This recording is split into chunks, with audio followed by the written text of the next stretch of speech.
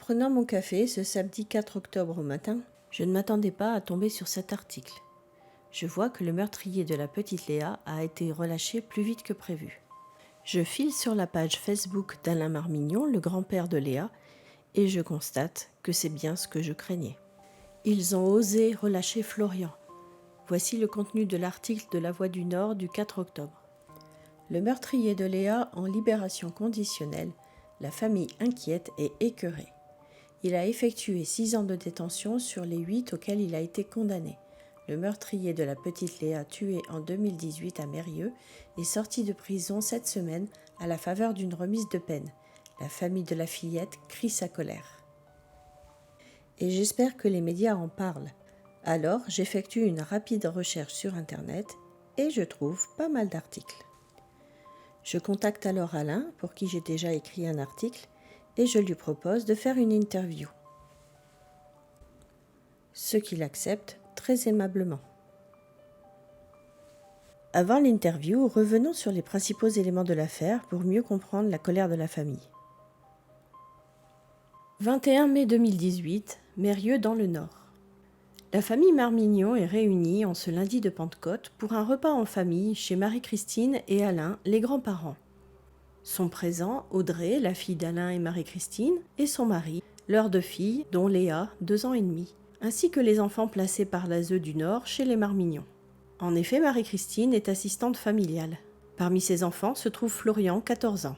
Florian est arrivé chez Marie-Christine et Alain en 2016. D'après l'ASE, il ne souffre que d'épilepsie.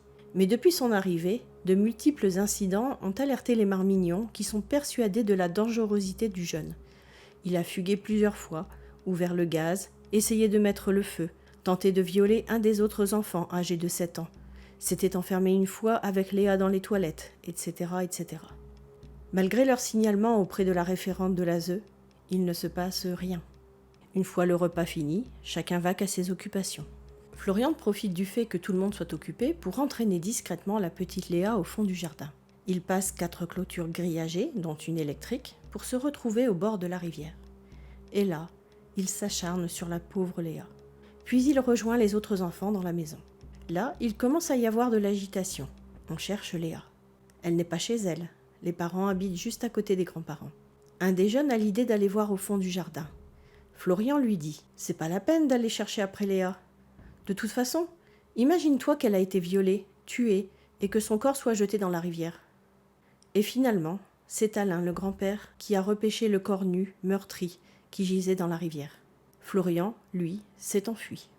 Malgré les tentatives de réanimation, Léa sera déclarée décédée 3 heures plus tard. La gendarmerie déploie de grands moyens pour retrouver Florian. Il sera rattrapé le lendemain en Belgique. Après avoir changé plusieurs fois de version, Florian avoue le meurtre de Léa et raconte avec froideur et détachement les actes qu'il a commis. L'autopsie révélera 22 coups donnés au thorax, avec une binette, et la mort par asphyxie. Un poil pubien sera retrouvé sur la vulve du corps de Léa, mais le médecin légiste dit ne pas trouver de traces avérées de viol. Les funérailles de Léa ont lieu le 29 mai 2018. Florian a été jugé au tribunal pour mineurs d'Avesnes-sur-Helpe le 14 juin 2019. Un mineur poursuivi pour meurtre sur mineur de moins de 15 ans encourt habituellement 20 ans de réclusion criminelle. Mais dans ce dossier, les experts ont unanimement conclu à la grave altération des facultés mentales du meurtrier, ce qui ramène à 13 ans la peine encourue, a précisé la procureure de la République. En raison de l'altération du discernement, le parquet a requis 10 ans d'emprisonnement. Les Marmignons ont découvert des éléments qu'ils auraient aimé connaître avant que Florian ne vienne chez eux. Florian avait déjà épuisé 2 autres familles d'accueil avant eux, qui, à bout, avaient demandé et obtenu le retrait du fait du danger qu'il représentait. Les psychiatres qui ont évalué Florian ont évoqué une déficience mentale, des troubles autistiques et schizophréniques. Au terme du procès, Florian est reconnu coupable de meurtre et condamné à 8 ans de prison ferme ainsi que 10 ans de suivi socio-judiciaire. Et c'est là que c'est surprenant, il a aussi été inscrit sur la liste des délinquants sexuels alors qu'il n'a pas été reconnu coupable de viol. La famille Marmignon savait bien qu'un jour le meurtrier sortirait de prison, mais ne s'attendait pas à ce que ce soit 2 ans plus tôt que prévu. Voyons maintenant ce qu'ils en disent. Déjà, bon, tout comme moi qui étais énormément surprise de cette libération conditionnelle, je voulais vous demander comment vous avez appris cette nouvelle. Alors c'est moi qui ai reçu il y a 10 jours par le tribunal d'Aven. J'ai reçu un appel téléphonique comme quoi nous étions convoqués toute la famille pour le lundi matin à 9 heures. Donc on s'est présenté au tribunal le lundi matin et là on nous a annoncé que le meurtrier de Léa était sortant. Et à ce jour il est sorti de prison. Alors le problème pour nous c'est qu'il est à 6 km de la maison et qu'il est chez son papa, qu'il y a des armes, qu'il y a des katanas. Et tous les experts avaient quand même signalé à l'époque qu'il y avait des risques de récidive. Oui, tout à fait. Ce qui me semble vraiment effrayant dans cette situation, je pense qu'il n'est toujours pas capable de respecter des interdictions. On ne croit pas, de toute façon, il avait été condamné au tribunal à 10 ans de supplice judiciaire. Maintenant, bon, on ne sait pas ce qui s'est passé en prison, mais a priori, de tout ce que nous on a pu apprendre, c'est que ça se passait mal pour lui en prison tout au début qu'il était là. Depuis 3 ans, on n'a plus du tout de nouvelles parce que le problème qu'il y avait en prison, c'est que c'est nous qui recevons les rapports de la prison. Chose qui n'aurait jamais dû exister parce qu'on savait que ça se passait pas bien du tout. Donc là, à l'époque, on a transféré à notre avocat qui a fait le nécessaire parce qu'à chaque fois, c'était comme si on recevait un coup de couteau en plus dans le dos d'avoir le rapport de ce comportement en prison. Donc ça se passait pas bien et il le libère. Et il le libère aujourd'hui, on ne comprend pas pourquoi. Moi, j'ai eu l'expert auprès des tribunaux dernièrement. Elle m'a dit qu'elle ne comprend pas non plus pourquoi il est sorti de prison. Parce qu'il a un grand risque de récidive. D'autant plus que chez ses parents, il y a des armes. Alors là, on ne comprend pas la justice aujourd'hui. C'est une aberration totale, quoi. Tout à fait. C'est un jeune qui avait été retiré de sa famille, donc là qui retourne, bon bien sûr il est majeur, mais il retourne dans sa famille qui sûrement était violente, il retourne, il y a des armes, il a un passé bien sûr de violence et criminel. C'est complètement aberrant, quoi, complètement aberrant. Surtout que cet enfant, il a été placé dès son plus jeune âge. Il n'a jamais vécu chez les parents. Il a toujours été placé dans des foyers ou dans des familles d'accueil. Et on comprend pas, là, il est libéré de prison, qu'il retourne chez les parents. C'est un truc scandaleux. On ne sait pas comment ça va se passer chez les parents parce ça ne nous regarde pas ce qui va se passer, mais bon, nous, on a un peu peur.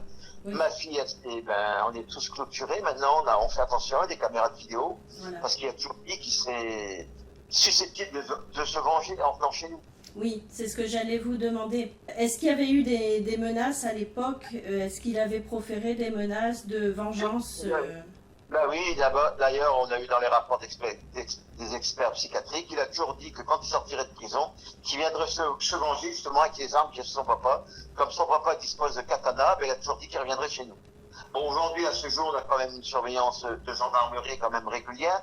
On fait attention à nous, on a les caméras de vidéosurveillance au maximum. On a renforcé les menuiseries afin d'avoir des fenêtres plus sécurisées. Mais bon, on vit dans l'angoisse aujourd'hui depuis qu'il est sorti de prison. Donc après le deuil, maintenant, c'est l'angoisse permanente de ce qui pourrait arriver, quoi. Bien sûr, notre fille, elle n'ose plus aller déposer sa fille à l'école, il faut l'accompagner sans arrêt. Elle n'ose plus aller faire ses courses, elle a toujours peur de le rencontrer. Surtout qu'il est entre 5 et 6 km de la maison, c'est pas loin, c'est tout près. En plus, il a vécu chez nous. Il connaît les moindres recoins, s'il voudrait s'infiltrer. C'est ce qu'on a toujours peur. Oui, il connaît votre maison, il connaît vos habitudes, il sait où vous allez faire vos courses, il sait, voilà, il connaît vos habitudes de vie. C'est complètement fou. C'est une situation... qu'on souhaite à personne. On est passé dans l'émission Cyril Hanouna dernièrement, vendredi dernier. Il dit qu'un cambrioleur, il fait 18-20 ans de prison, et là, on ne comprend pas pour un meurtre atroce, parce que Léa a quand même été abusée sexuellement, poignardée à 22 reprises, son petit corps tout nu jeté dans une rivière, et qu'au bout de 6 ans, il sera déjà dehors. Ça, c'est incompréhensible de la part des magistrats. On ne comprend pas la situation. Quand on est à partir de 14, 15, 16 ans, on n'est plus sur des enfants. Qui font des crimes de grands, j'ai envie de dire crimes de grands, punitions de grands aussi. C'est ce que la justice montre aujourd'hui au peuple français. On fait 6 ans, on fait un meurtre le plus horrible des meurtres. Parce que moi j'ai ramassé ma petite fille, c'est vraiment horrible de ramasser une petite fille avec 22 coups de couteau. Et je pense que les magistrats, même ceux qui nous gouvernent, Ça, je ne leur souhaite pas que ça leur arrive. Il faudrait qu'ils se mettent à la place de temps en temps des victimes. Parce que je pense que s'ils avaient découvert ma petite fille comme je l'ai découvert, les lois, elles changeraient peut-être plus rapidement. On espère que ça va bouger un jour, parce que ça ne peut plus continuer. Tous les jours, il y a des meurtres. Tous les jours. Puis même, quand vous voyez que je vous dis, pour le plus horrible des crimes, 6 ans de prison, on est relâché. C'est pas normal. Oh, notre colère, elle est là parce qu'on a bougé, on a la crainte qui revienne à tout moment. Ça nous fait peur. Non, mais là, ça vous fait double peine. Hein. Là, c'est vraiment...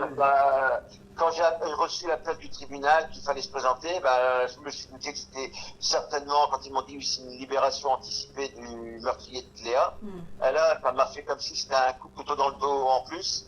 Parce que, en plus, moi, j'ai gardé le secret de vendredi jusqu'au lundi matin, étant donné que dimanche dernier, elle aurait dû fêter ses 9 ans. Ouais. Alors, j'allais pas dire à ma fille, écoute, l'assassin de Léa, il sort. Et alors, je dis pas le cadeau d'anniversaire pour les 9 ans de Léa, parce qu'elle aurait dû avoir 9 ans, et cadeau d'anniversaire, le meurtrier, il est mis dehors aujourd'hui. C'est pas normal. Non. Et moi, je pense que le gouvernement, ça leur fait ni chaud ni froid qu'il y ait des crimes. Les crimes d'enfants, ça leur fait ni rien du tout. Et c'est ça que je suis révoltée par rapport à ça. De toute façon, tout ce qui est pédocriminalité, il y a un souci, hein, parce que déjà les gens sont assez fermés par rapport à, dès qu'on parle de pédocriminalité, je sais pas, les gens ne veulent pas entendre, ils disent oui c'est horrible, mais bien sûr que c'est horrible, mais c'est pas parce que, justement il faut en parler, parce que c'est horrible, il faut en parler. En parler, je suis d'accord avec vous. Et voilà, et il faut surtout pas taire, parce que justement, enfin moi, ma chaîne, c'est pour ça que je la fais.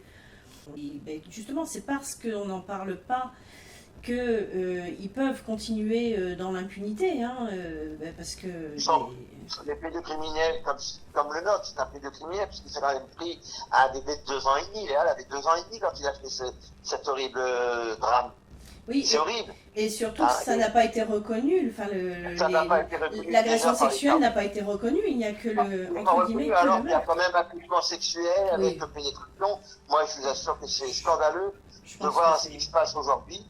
Parce qu'il est quand même inscrit. C'est pas reconnu par la justice, le viol. Est-ce que c'est parce que c'est un enfant qui est sous protection de l'État par les services sociaux?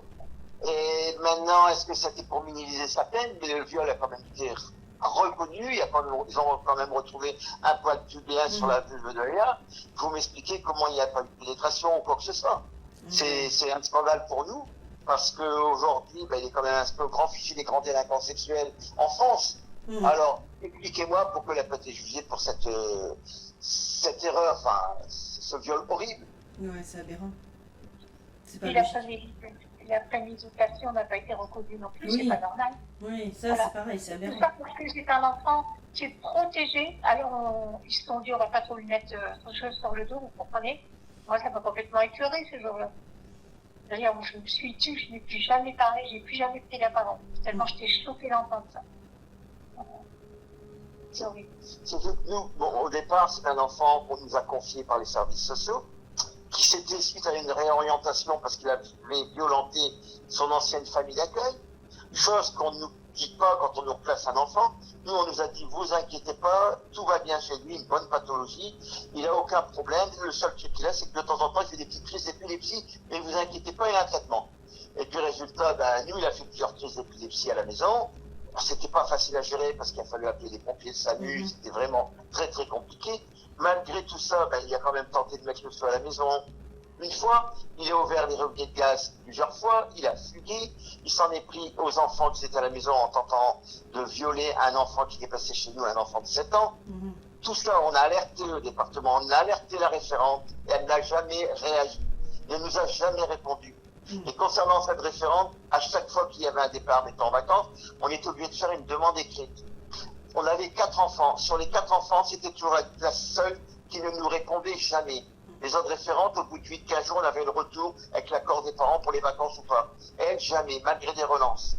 Et à l'époque, on a déjà dû faire intervenir l'ancien président du département du Nord, ainsi qu'un syndicat pour essayer de faire bouger les choses. Et quand vous voyez que vous adressez un courrier à la directrice en chef des services de l'ASE qui vous répond « Oh, vous voulez encore avec votre dossier ? Oh, banane alors !» Qu'est-ce que ça veut dire? Quand vous voyez que la hiérarchie ne réagit même pas. C'est scandaleux. Parce que si on nous avait écouté, Léa serait encore là aujourd'hui. Ah, je suis d'accord. Bon, il aurait peut-être fait d'autres victimes dans des foyers où on ne sait pas. Quelqu'un qui a ça en tête, c'est qu'il l'a en tête. C'est tout.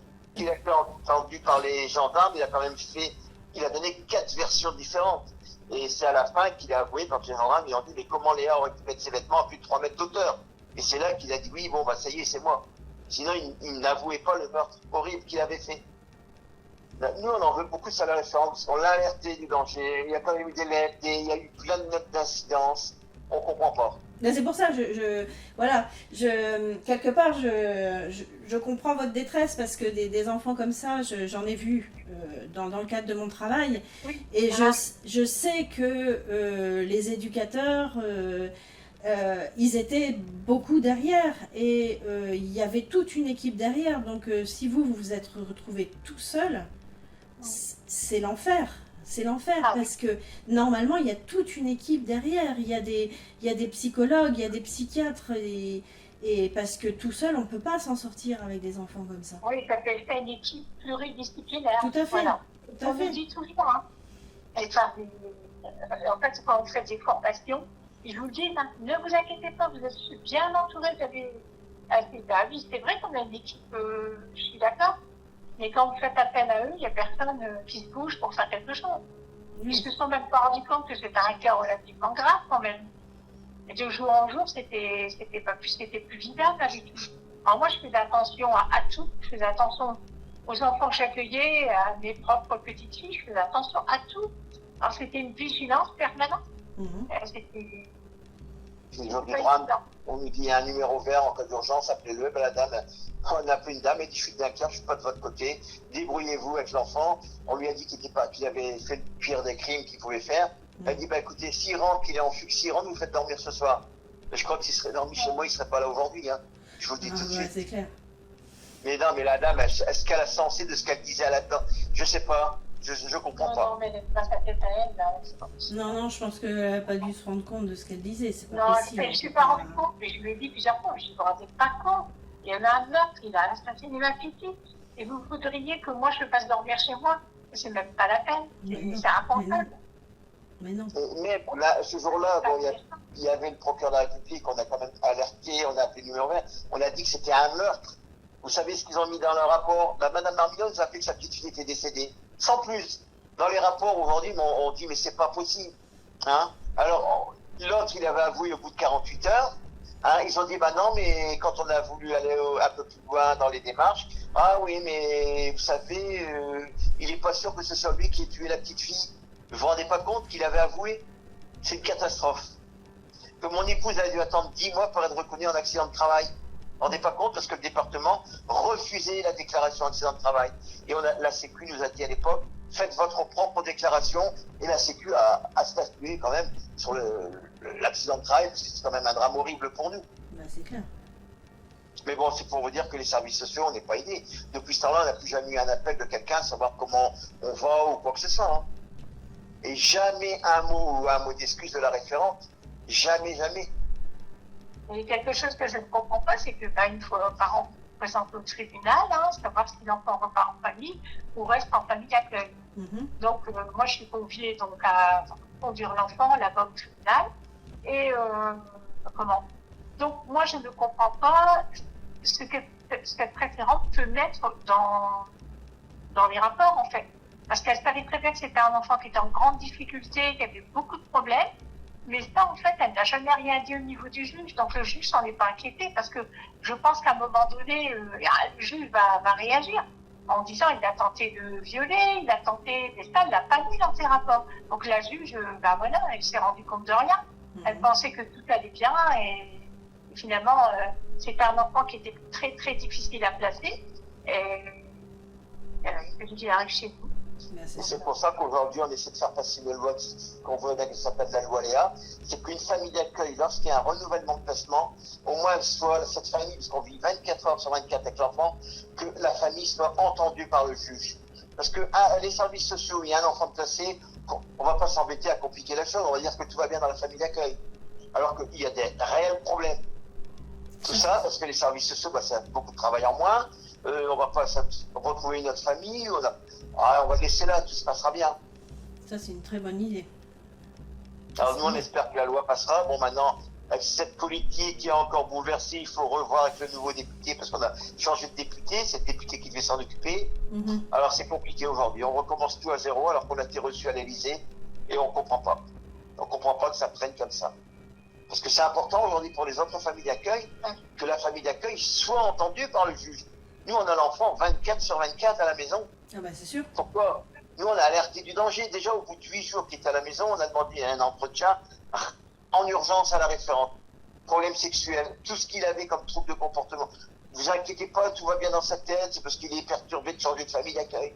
Et nous, on a appris lors du procès de Léa qu'il avait balancé son ancienne famille d'accueil dans les escaliers et qu'il s'en était pris à une petite fille de 4 ans, déjà avec des abus, et il l'avait blessé avec des caissons de bouteilles. Et ça, on ne le sait qu'après, tout ça.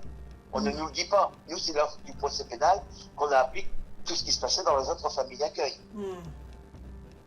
Je sais bien, quand on a rencontré la ministre de l'Enfance à Paris, moi je lui ai dit, mais écoutez, franchement, je dis, moi, honnêtement, j'ai fait ce métier avec amour.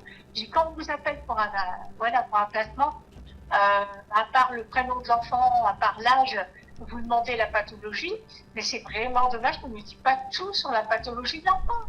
Et là, on m'a répondu, mais madame, si on est obligé de tout dire, il y aurait plus famille d'accueil, les étapes d'accueil n'accueilleraient plus tel ou tel. Mais je dis, en tout cas, c'est grave, regardez ce qui est arrivé chez nous. J'étais horrifiée, genre. Et depuis le drame de Léa, rien n'a avancé aujourd'hui. D'ailleurs, dans le département, on a entendu le président du département, il lui manque 400 familles d'accueil. Il dit, je peux pas, il n'a pas les moyens financiers pour reprendre 400 familles d'accueil. Il voudrait bien les embaucher, mais comme il dit, il y a de plus en plus d'enfants à passer aujourd'hui. Il y a de la violence partout. Bon, maintenant, je pense que c'est le système. Tout augmente, les gens n'ont plus les moyens de s'en sortir financièrement. C'est une catastrophe. C'est sûr que, puis là, ils avaient commencé à faire une évaluation là, de l'ASE. Il y avait une commission qui devait commencer à travailler dessus. Je ne sais pas ce qu'il en est avec tout qui a été suspendu là. Je ne sais pas où ils en sont de tout ça. Il y a eu des modifications avec les lois Taquet, rien n'est appliqué. Pourtant, ça fait une belle avancée pour les familles d'accueil. Parce que c'est pas normal que d'un département à l'autre, il y ait des différences phénoménales dans les primes, dans les salaires, et c'est pas normal. Parce qu'on fait tous le même travail. Là, nous, on est toujours en procès avec le département du Nord. Bon, on a changé d'avocate parce que notre avocat nous avait laissé tomber parce qu'il ne trouvait pas les failles pour attaquer. C'était pas un spécialiste au niveau des tribunaux, des services sociaux. Tandis que là, Marie-Catherine, c'est vraiment la spécialiste. Nous, on a vu la différence dans ses conclusions par rapport à notre ancien avocat. Il n'y a pas photo. De 10, c'est passé à 1000%. Il ne vous cache pas que le rapport qu'elle a fait, si elle ne gagne pas avec ça, je ne sais pas comment. Et les départements, déjà depuis le drame de Léa, ils sont quand même au 6e avocat. Ils ont changé 6 fois d'avocat. Parce que bon, c'est vrai que c'est une affaire dure, mais nous, on aimerait bien que ça se termine parce que c'est quand même malheureux, c'est que ce soit si long. On est à 6 ans et demi. J'espère pour vous que ça, au moins de ce point de vue-là, ça va aboutir parce que. Nous, ce qu'on peut reconnaître, c'est au moins les erreurs du département. C'est ça. Qui fait au moins des reconnaissances, parce que là, on n'a pas de mots, on n'a rien du tout. Qu'un mot de soutien. C'est ça qui nous ennuie le plus. Après, je sais que c'est pas évident de faire reconnaître de la part de l'administration, de faire reconnaître qu'il y a eu des mais erreurs. Bon, avec tous les courriers qu'on avait fait avant. Oui, voilà, c'est ça. Il y a quand même des preuves que quand ils disent que vous n'avez pas envoyé de courrier, etc. Si. Donc, là, si, vous l'avez vu dans un interdit. D'ailleurs, demain à 10h, on enregistre à la maison demain. Ils reviennent demain pour un interdit pour une nouvelle émission. D'accord. Ils vont parler de l'affaire Léa, mais surtout parler de la libération anticipée du meurtrier de Léa. Ils ne comprennent pas avec la gravité des faits qui prit cette sortie au bout de 6 ans. Et nous non plus, on ne comprend toujours pas. Parce que d'ici 6 mois, je ne vous donne peut-être pas 6 mois, on entendra parler de cet assassin. Il aura récidivé, c'est sûr et certain. Moi, j'en suis. Mais il aura encore une pulsion, il sera obligé. Et en plus, à l'endroit où il habite, c'est un endroit désert. Donc, s'il y a une jeune fille qui se promène par là ou n'importe qui, il faut qu'elle fasse attention à elle. Parce que nous, on connaît, il est à 5 km d'ici. On n'ose plus trop sortir, il faut se protéger, il faut se barricader. Les alarmes, elles ont été renforcées, c'est pas normal. On vit dans la peur aujourd'hui. Bon, moi, j'ai pas peur, mais mes enfants, mon épouse, ils ont peur qu'ils reviennent. Ah bah oui. Parce il a vécu chez nous, il connaît le moindre recoin. Bah c'est clair. Alors, c'est pas évident. Hein. Non, non. Bon. Et puis, donc, on attendait, quand on a été reçu à Vennes, le parquet devait envoyer un courrier au juge, au JAP, pour demander un peu plus de mesures de sécurité pour nous. Parce qu'en somme, en mesure d'éloignement pour nous, mais il ne doit pas nous rencontrer, il ne doit pas s'approcher de chez nous. Nous, on a demandé quand même qu'il n'aille pas près des écoles, parce que bon, c'est quand même un jeune. Il s'en est pris à des jeunes enfants. Déjà avant, il s'en était pris à une gamine de 4 ans, une de 12 ans et un gamin de 7 ans. 4 faits que nous, on connaît. Maintenant, les services sociaux, est-ce qu'il y en a eu d'autres, mais ils ne nous l'ont jamais dit. Hein, nous, on a appris ça quand même dans le dossier pénal. Et le problème aujourd'hui, c'est que qu'est-ce qui va devenir? Il recommencera demain. Et puis c'est tout. C'est quasiment prouvé que tous les pédocriminels recommencent. Hein. Bien sûr, Maxime, il me l'avait dit, hein, de toute façon. C'est quasiment certain. Ils ont beau dire ce qu'ils veulent, de toute façon, même les suivis psychologiques, etc., ça ne fait rien du tout. Hein. C'est les enfermer, moi, c'est ce que je dis. Le meurtrier de Léa, il aurait dû rester en prison 20 ans, 30 ans. Ah, on peut pas tuer. Ma petite fille, elle est plus là, elle est en prison. Nous, on est en prison à vie. Elle est plus là, elle est plus ce monde. Elle avait toute la vie devant elle. Moi, c'est tué de tribunal, ma petite fille. L'espérance de vie d'une femme est de 84 ans, là, puisque une espérance de 84 ans, aujourd'hui, elle est plus là. Exactement. Puis 8 ans de prison pour ça, et au bout de 6 ans, on est dehors. C'est inadmissible. C'est pas possible. Puis alors, moi, j'ai appelé, parce qu'on devait recevoir un courrier la semaine dernière du parquet. Donc, moi, j'ai appelé le parquet vendredi dernier concernant les mesures sécuritaires. Le parquet, à l'époque, il a dit, vous savez, quand on fait un courrier au juge d'application des peines, 48 heures après, on a un retour, on vous communique. Vendredi, n'ayant rien, j'ai appelé le parquet, il dit, écoutez, on n'a pas eu de retour. Moi, je me suis permis d'appeler le juge d'application des peines. Je suis tombé sur une secrétaire très, très gentille, hein, il ne vous cache pas. Hein, quelqu'un, peut-être un greffier, je ne sais pas. Elle est en arrêt de travail. Hein. Coïncidence. Alors, est-ce qu'elle a senti le vent venir avec la médiatisation? Et puis, elle s'est dit, peut-être que j'ai fait une bêtise, on ne sait pas ça. Allez donc savoir. Parce que tous les experts disaient, c'est pas normal qu'il puisse être sorti. C'est pas normal. Et Madame Delcourt, j'ai eu au téléphone la semaine dernière, elle m'a dit, mais c'est scandaleux, c'est pas possible. Elle dit, de toute façon, il recommencera, M. Marmignon. Maintenant, il aurait fallu qu'il soit enfermé dans une unité de soins. Bah, bien sûr, bon, bien sûr. C'est ce qu'il aurait fallu. Bien sûr. Mais bon, nous, on a demandé exactement quelles sont les consignes supplémentaires qu'ils allaient prendre vis-à-vis de nous. Ben, c'est ça. J'ai envie de dire, bon, malheureusement, dans l'état actuel des choses, le principal, c'est que vous soyez protégés et que... c'est ce qu'il faut. C'est que, voilà, même si quelque part il fait quelque chose, ça soit pas contre vous, quoi. Bien sûr, c'est ce qu'on espère. Hein. De toute façon, rentrer à la maison, déjà, il va falloir... tout est barricadé. Donc, il y a les caméras, et puis on est alerté dès que la caméra elle se pointe, et les grilles sont fermées à clé. Donc, vous savez, s'il vient ici, je sais pas. Je sais pas comment il peut rentrer chez nous, mais bon. Il serait capable, vous savez. Parce qu'en 6 ans de temps, on connaît pas son visage. Aujourd'hui, il a changé. Non, nous, on ne souhaite à personne. Bon, c'est vrai qu'on vit dans l'angoisse. Ce qu'on voudrait, c'est faire bouger quand même les lois rapidement. Bon, on a d'autres émissions médiatiques. Bon, on a quand même TF1, etc. qui nous ont contactés. On les a relancés aussi. Et on voudrait bien que ça passe rapidement aussi parce que... Mais bon, avec eux, normalement, c'était à la fin du procès des services sociaux qui diffuserait quelque chose du début à la fin. Oui. Pour faire un gros sujet, peut-être d'1 heure, je pense. Oui. Donc, j'attends peut-être. Bon, maintenant, là, je les ai appelés la semaine dernière pour la libération anticipée. J'ai eu un retour comme quoi qu'ils avaient bien lu, qu'ils allaient reprendre contact. Mais bon, maintenant, j'attends le retour aussi. Comme j'avais dit que je referais une vidéo sur les dysfonctionnements de l'ASE, et là il y a eu encore il y a eu pas mal d'affaires là qui sont sorties sur des enfants qui ont été placés dans des familles qui n'étaient pas agrémentées. Oui, je voulais pas envoyer celui du Nord. Je sais plus. Je vous l'envoie. Je veux bien. Vous l'envoyer après. Et ben de ce coup-là, je pense que je vais refaire un. Et je vous l'envoie, écoutez, dès qu'on raccroche, je vais vous l'envoyer. Attendez, je le ferai après. D'accord, oui, Je oui. peux vous l'envoyer. Donc de ce coup-là, je pense que je vais refaire et je reparlerai de votre affaire en même temps et comme ça, D'accord. je vais refaire un. Justement, dans le département du Nord, ils ont placé il y a un article d'une page dans la Voix du Nord il y a 15 jours, comme quoi que le département du Nord, bon, ils continuent leurs bêtises, hein, ils ont placé des enfants sans agrément, sans rien du tout. Ah bah c'est ça, bah voilà. Je vais vous l'envoyer après. Ça continue, hein. Ça continuera toujours. Terrible. Pour ça, nous, là, je dis, on espère qu'on va arriver à faire bouger les lois. On l'espère de tout cœur. Voilà. Et je vous Faut souhaite que ça bouge. aussi. Hein. En tout cas, je vous souhaite Pareillement. je vous envoie Via beaucoup de force la prochaine émission, hein. D'accord. et voilà.